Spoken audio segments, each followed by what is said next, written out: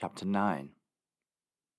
Then verily the first covenant had also ordinances of divine service and a worldly sanctuary. For there was a tabernacle made, the first, wherein was the candlestick, and the table, and the showbread, which is called the sanctuary. And after the second veil, the tabernacle which is called the holiest of all, which had the golden censer, and the ark of the covenant overlaid round about with gold, wherein was the golden pot that had manna, and Aaron's rod that budded, and the tables of the covenant. And over it the cherubims of glory shadowing the mercy seat, of which we cannot now speak particularly. Now when these things were thus ordained, the priests went always into the first tabernacle, accomplishing the service of God.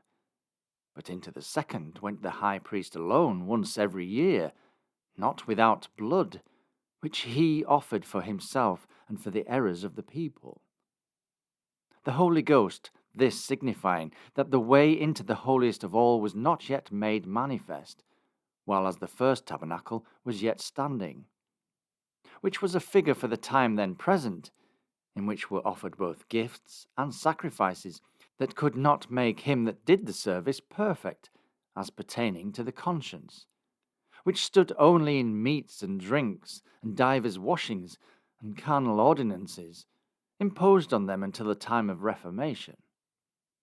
But Christ, being come a high priest of good things to come, by a greater and more perfect tabernacle, not made with hands, that is to say, not of this building, neither by the blood of goats and calves, but by his own blood, he entered in once into the holy place, having obtained eternal redemption for us.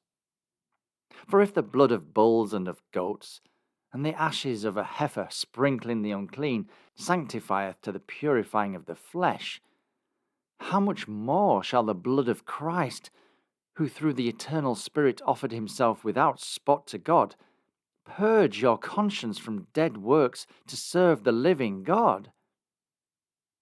And for this cause he is the mediator of the New Testament, that by means of death, for the redemption of the transgressions that were under the first testament, they which are called might receive the promise of eternal inheritance.